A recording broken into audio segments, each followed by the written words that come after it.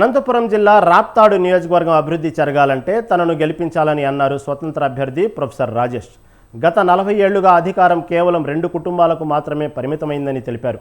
ప్రజల నుంచి తనకు వస్తున్న మద్దతు చూసి ఓర్వలేక నా నామినేషన్ క్యాన్సిల్ చేయడానికి పరిటాల సునీత అనుచరులు నా మీద ఆర్ఓకు ఫిర్యాదులు చేశారని వాపోయారు.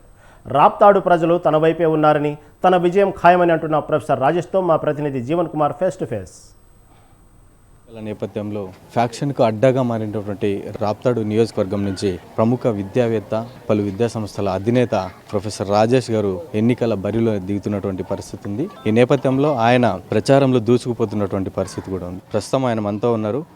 రాజకీయాల్లోకి రావడానికి గల కారణాలను తెలుసుకునే ప్రయత్నం చేద్దాం.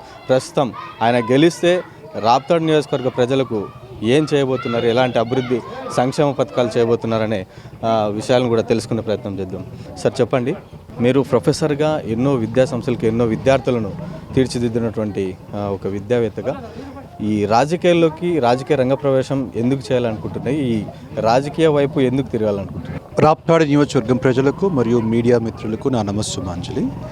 మీరు గమనిస్తే గత 4.5 సంవత్సరాల నుంచి ఇక్కడ ఎన్నో సేవా కార్యక్రమాలు చేయడం జరిగింది. పేద విద్యార్థులకు సైకిల్ ఇవ్వడమైనా కానీ, ఉద్యోగ అవకాశాలైనా కానీ, లేకపోతే మన వాళ్ళకి అంటే ఇప్పుడు 10th పరీక్షలు వచ్చినాయి, రిజల్ట్స్ వచ్చాయి కాబట్టి 10వ తరగతిలో 550 పైన వచ్చిన విద్యార్థులకు అందరికీ లక్షల రూపాయల స్కాలర్షిప్ ఇచ్చి ప్రోత్సాహం ఇవ్వడం జరిగింది.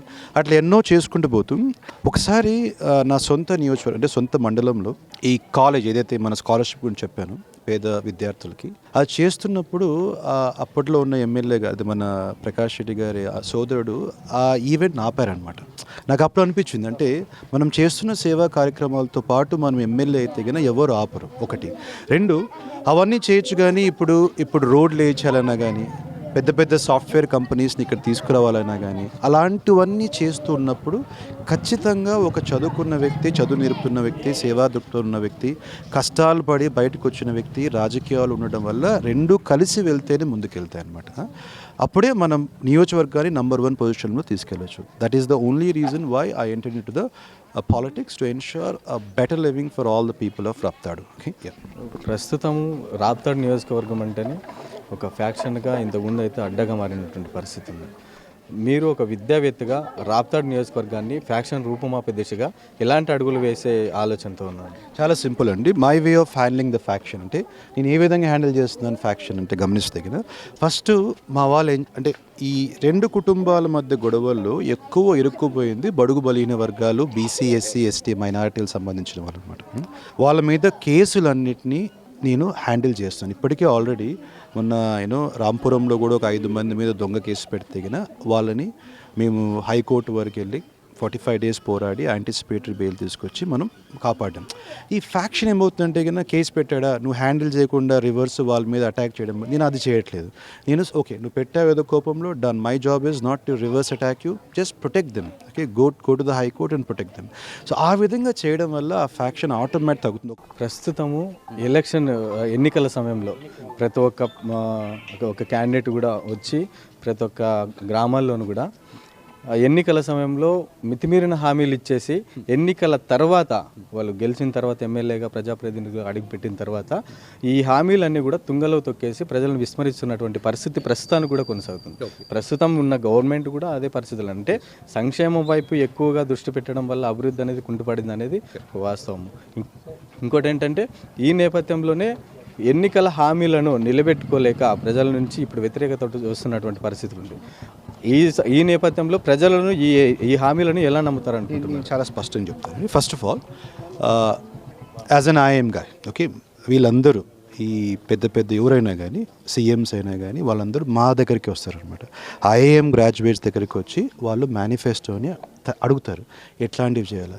మేమందరూ ఎప్పుడు ప్రతి ఒక్కరికి ఇచ్చే సలహా ఏంటంటే, దయచేసి పూర్తి స్టేట్కి కామన్ మేనిఫెస్టో పెట్టకూడదు, నియోజకవర్గానికి తగ్గట్టుగా మేనిఫెస్టో ఉండాలా. పూర్తి స్టేట్కి ఒక 3-4 పాయింట్లు మాత్రమే ఉండాలా, ఒక 10 పాయింట్లు నియోజకవర్గానికి. ఎందుకంటే ఇక్కడ మనకున్న సమస్యలు ఎక్కడో, ఇప్పుడు అమరావతిలో సమస్యలు మ్యాచ్ కావండి. మనకి నీళ్ళ సమస్య ఉంది, వాళ్ళకి బాగా నీళ్ళు ఉన్నాయి. మనకు ఒక ఎకరా 1,00,000 రూపాయలు అన్నా కానీ కొనేవాళ్ళు లేడు, అక్కడ ఒక ఎకరా కోట్లలో పోతుంది. సో సమస్యల్ని బ్యాలెన్స్ చేసే విధంగా మేనిఫెస్టో ఒకటి. రైట్. ఇంకోటి వచ్చేసి మీరు గమనిస్తే కనుక నేను గత 4 సంవత్సరాలుగా సేవా కార్యక్రమాల ద్వారా ఇందులో ఉన్న మేనిఫెస్టోలో ఎన్నో నేను చేసి చూపిస్తాను అనమాట. రైట్. అందుకని ప్రజలు నమ్ముతున్నారు. ఫైనల్గా రాప్తాడు నియోజకవర్గ ప్రజలకు మీరిచ్చే సూచన సలహాలు ఏంటి? అదే వెరీ క్లియర్. ఎన్నికల నేపథ్యంలో ఉంది అంటే చాలా స్పష్టంగా మన ప్రేమతో 12 మేనిఫెస్టో ముందుకుంది. ఏ ఇండిపెండెంట్ క్యాండిడేట్ మేనిఫెస్టో తీసుకురాలేదు. ఈ ఎమ్మెల్యే క్యాండిడేట్లు కూడా ఎప్పుడైనా కానీ ఎందుకు వాళ్ళు సపరేట్ మేనిఫెస్టో ఒకటి తయారు చేయొచ్చు కదా. ఓకే, ఇది ఉదాహరణకు సూపర్ 6 అంటారు టీడీపీ, వాళ్ళు నవరత్నాలు అంటారు. ఓకే అమ్మ, పరిటాల శ్రీరామ వస్తున్నాడు కదా, ఇది సూపర్ 6 చేసినాడు. మా నాయన పరిటాల రవీంద్ర చాలా గొప్ప వ్యక్తి, అంతా మేము చేస్తాము.